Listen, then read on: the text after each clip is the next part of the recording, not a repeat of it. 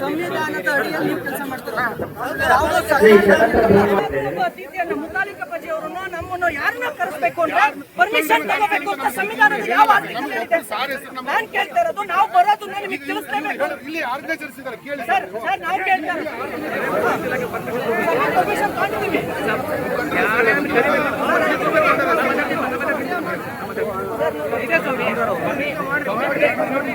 ಭಾಷಣ ಮಾಡೋದು ಮುತಾಲಿಕ ಅದಿದೆ. ಅವ್ರು ಮುಗಿತು, ಅವರು ಪರ್ಮಿಷನ್ ತಗೊಂಡಿದ್ದೀರಿ. ಕಾರ್ಯಕ್ರಮ ನಿಯೋಜನೆ ಮಾಡೋಕ್ಕಿಂತ ಮೊದಲೇನೆ ಹೆಂಗೆ ಪ್ರಮೋದ್ ಅವ್ರ ಹೆಸರು ಬಂತು, ಅವ್ರು ಪರ್ಮಿಷನ್ ಕೊಟ್ಟಿದ್ವಲ್ಲ, ಹಂಗೆ ನಿಮ್ದು ಬಂದು ನಿಮ್ಗೂ ಪರ್ಮಿಷನ್ ಕೊಟ್ಟು ನಿಮ್ಗೂ ಬರ್ಲಿಕ್ಕೆ ಬರತ್ತ ಇರ್ಲಿಲ್ಲ. ನಾವು ಪರ್ಮಿಷನ್ ತಗೊಂಡಿದ್ದೀರಿ. ಅಯ್ಯೋ ನಾನೇ ಹೇಳ್ತಾ ಇರೋದ್ರಿ, ವೇದಿಕೆ ಮೇಲೆ ಯಾರ್ಯಾರು ಬರ್ಬೇಕಾಗಿತ್ತು ಅಂತ ತಿಳ್ಕೊಂಡ್ರೆ ಬಂದ್ರೆ ಪೂರ್ಣ ನಿಯೋಜಿತ ಆಗಿದೆ. ವೇದಿಕೆ ಮೇಲೆ ಯಾರಿದ್ದಾರೆ ಅವ್ರ ಕಥೆ ಹೇಳ್ತಾ ಇದೀವಿ. ಈ ವೇದಿಕೆ ಮೇಲೆ ಇಂಥವ್ರು ಇರಬೇಕು ಅಂತ ನೀವು ಹೊರಡಿಸಿ ಇಂಥವ್ರನ್ನ ಕರಿಬೇಡಿ ಅಂತ ಈಗ ರೂಲ್ಸ್ ಪ್ರಕಾರ ಈಗ ತಮ್ಮ ಬರ್ತಾರೆ ಅಂತ ಹೇಳಿದ್ರು. ತಮ್ಮ ಜನ ಹೇಳ್ತಾ ಇಲ್ಲ. ಈಗ ಕಾರ್ಯಕ್ರಮವನ್ನ ನೀವು ಅಲ್ಲಿ ಬರ್ತೀರಿ, ಮೀಟಿಂಗ್ ನೀವು ಬಂದಿದ್ದೀರಿ. ಮೀಟಿಂಗ್ ದಲ್ಲಿ ಯಾರ್ಯಾರು ಬರ್ತಾರೆ ಎಲ್ಲರೂ ಕರ್ಕೊಂಡು ನಾವೆಲ್ಲ ಕಾರ್ಯಕ್ರಮ ಕರ್ಕೊಂಡು ಬರ್ತೀವಿ ಅಂತ ನೀವು ಹೇಳಿದ್ರಿ. ಅವ್ರು ಯಾರ್ಯಾರು ಕಾರ್ಯಕ್ರಮ ಬರ್ತಾರೆ ಅಷ್ಟು ಅಲೋ ಮಾಡಿ ಇಲ್ಲಿ ಎಲ್ಲರೂ ಯಾರ್ಯಾರು ಪರ್ಮಿಷನ್ ಕೊಟ್ಟಿದ್ರು ಬಿಟ್ಟಿದ್ರು.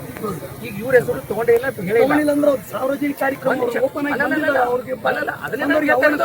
ನೋಡಿ ಬ್ಯಾನ್ ಮಾಡ್ತೀರಿ, ಅಲ್ಲೇ ತಡಿತೀರಿ, ಇವೆಲ್ಲ ನಡೀತಾ ಇದಾವ್ರಿ. ಅದಕ್ಕೆ ಈ ರೀತಿ ಮಾಡ್ತಾ ಇದ್ದೀವಿ. ನಿಮ್ಮ ಸಿಸ್ಟಮ್ ಹೇಳ್ತಾ, ನಾನು ನಿಮಗೂ ಪರ್ಟಿಕ್ಯುಲರ್ ಹೇಳ್ತಾ ಇಲ್ಲ, ನಿಮ್ಮ ಸಿಸ್ಟಮ್ ಹೇಳ್ತಾ ಇದ್ದೀರಿ ಎಲ್ಲ ಕಡೆ ಬ್ಯಾನ್ ಮಾಡೋದು. ಇದು ಸಿಸ್ಟಮ್ ಸರಿ ಅಲ್ರಿ ಇದು. ಅದಕ್ಕೆ ನಾವು ಈ ರೀತಿ ಮಾಡ್ತಾ ಇರೋದು.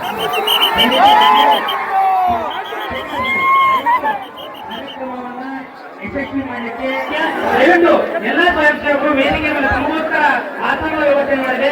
ದಯವಿಟ್ಟು ಒಂದು ವಾಸಿಸಬೇಕು ಮಾಡ್ಕೊತಾ ಇದ್ದೇವೆ.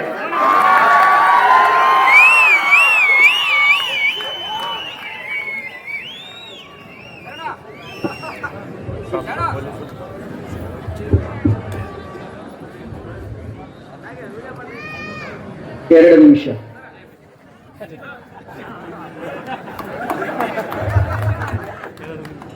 ನಾನು ಕನಕಗಿರಿಯ ಪೊಲೀಸ್ ಅಧಿಕಾರಿಗಳಿಗೆ ಈ ಮಾತುಗಳನ್ನ ಕೇಳಿ ಇಲ್ಲಿಂದ ಹೋಗ್ತೇನೆ.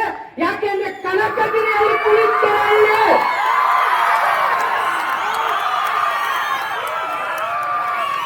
ಕನಕಗಿರಿಯ ಪ್ರತಿ ಮನೆಯಲ್ಲಿ ಪುಲಿಕೆರೆಯಲ್ಲಿ ಹುಟ್ಟಬಾರ್ದು ಅನ್ನೋದಾದ್ರೆ ನನ್ನ ಈ ಮಾತುಗಳಿಗೆ, ನನ್ನ ಈ ಪ್ರಶ್ನೆಗಳಿಗೆ ನೀವು ಉತ್ತರವನ್ನು ಕಂಡುಕೊಳ್ಳಿ. ಯಾವುದೇ ಭಾವನೆಗಳ ಮೇಲೆ ಮಾತಾಡ್ತಾ ಇಲ್ಲ, ಸಂವಿಧಾನದ ಮೇಲೆ ಮಾತಾಡ್ತಾ ಇದ್ದೇನೆ. ಆರ್ಟಿಕಲ್ 48ರಲ್ಲಿ ಸ್ಪಷ್ಟವಾಗಿ ಬರೆದಿದ್ದಾರೆ, ಉಳುವ ದನಗಳನ್ನು, ಹಾಲು ಕೊಡುವ ಆಕಳುಗಳನ್ನು ಹತ್ಯೆ ಮಾಡುವುದನ್ನ ಆಯಾ ರಾಜ್ಯ ಸರ್ಕಾರಗಳು ತಡೆಯಲೇಬೇಕು ಅಂತ ಹೇಳಿ ಸಂವಿಧಾನದಲ್ಲಿ ಬರೆದಿದ್ದಾರೆ.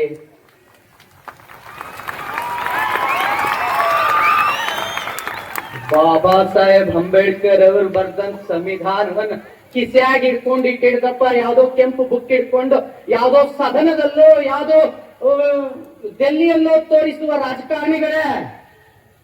ಅದೇ ಸಂವಿಧಾನವನ್ನು ಸ್ವಲ್ಪ ತೆರೆದು ಹೊರ ಹೋಗ್ರಿ.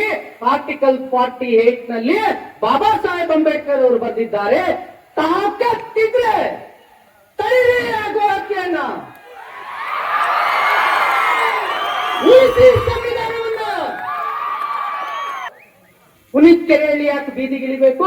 ಕನಕಗಿರಿಯ ಗೋ ಸೇವಕರು ಯಾಕೆ ಬೀದಿಗಿಳಿಬೇಕು? ನೀವು ಮಾಡಿ ಆ ಕೆಲಸನ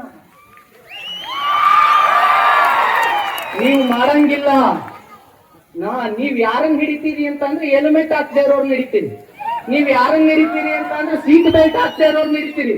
ನೀವ್ ಯಾರನ್ನ ಹಿಡಿತೀರಿ ಅಂತ ಅಂದ್ರೆ ತರಕಾರಿ ತಗೊಂಡೋಗೋ ರೈತರ ಗಾಡಿಗಳನ್ನು ತರಿತೀರಿ ಹೊತ್ತು 19-20 ಗೋವಿನ ಗಾಡಿ ಅಂತ ತಡೆಯಂಗಿಲ್ಲ ನೀವು. ಆ ಗೋವಿನ ಗಾಡಿಗಳನ್ನು ಮುಟ್ಟೋಂಗಿಲ್ಲ ನೀವು. ಸಂವಿಧಾನದ ರಕ್ಷಣೆ ಮಾಡುವುದು ನಿಮ್ಮೆಲ್ಲರ ಕರ್ತವ್ಯ. ಇದು ಪ್ರತಿಯೊಬ್ಬ ವ್ಯಕ್ತಿಯ ಕರ್ತವ್ಯ. ಇಲ್ಲಿ ನೆರೆದಿರ್ತಕ್ಕಂಥ ಪ್ರತಿಯೊಬ್ಬ ಹಿಂದುವಿನ ಕರ್ತವ್ಯ. ನಾವು ಸಂವಿಧಾನ ರಕ್ಷಣೆ ಮಾಡ್ತೇವೆ. ನಿಮ್ ಕೈಲಾದ್ರೂ ನೀವು ಮಾಡ್ರಿ, ಆಗಿಲ್ಲ ಅಂದ್ರೆ ಬಾಬಾ ಸಾಹೇಬ್ ಅಂಬೇಡ್ಕರ್ ಅವರ ಸಂವಿಧಾನವನ್ನು ನಾವು ರಕ್ಷಣೆ ಮಾಡ್ತೇವೆ. ಪುನೀತ್ಕೆರೆಯನ್ನ ಬರ್ಲಿಕ್ಕೆ ಬಿಡಲ್ಲ, ಪುನೀತ್ಕೆರೆಯನ್ನ ವೇದಿಕೆಗೆ ಬರಲ್ಲ ಅಂತ ಹೇಳಿದ್ಮೇಲೂ ಅದು ಹೇಗೆ ಬಿಡಲ್ಲ, ನಾವು ನೆನೆಸಿ 2 ಮಾತುಗಳನ್ನಾದ್ರೂ ಆತನಿಂದ ಆಡಿಸಿಯೇ ಕಳಿಸ್ತೀವಿ ಅಂತ ಹೇಳಿ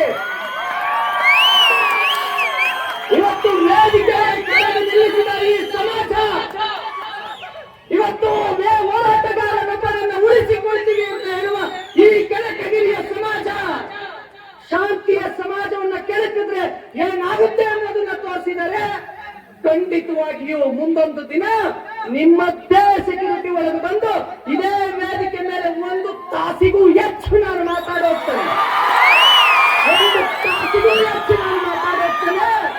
ಕೊನೆಯದಾಗಿ ಹೇಳ್ತಾ ಇದ್ದೇನೆ, जब तक तुम्हारे घर में जिहादी पैदा होता है तब तक हमारे घर में शिवाजी पैदा होता है. ಎಲ್ಲಿವರೆಗೂ ನಿಮ್ಮ ಮನೆಗಳಲ್ಲಿ ದೇಶದ್ರೋಹಿಗಳು ಉಡ್ತಾರೆ, ಅಲ್ಲಿವರೆಗೂ ನಮ್ಮ ಮನೆಗಳಲ್ಲಿ ದೇಶಭಕ್ತರು ಉಡ್ತಾರೆ.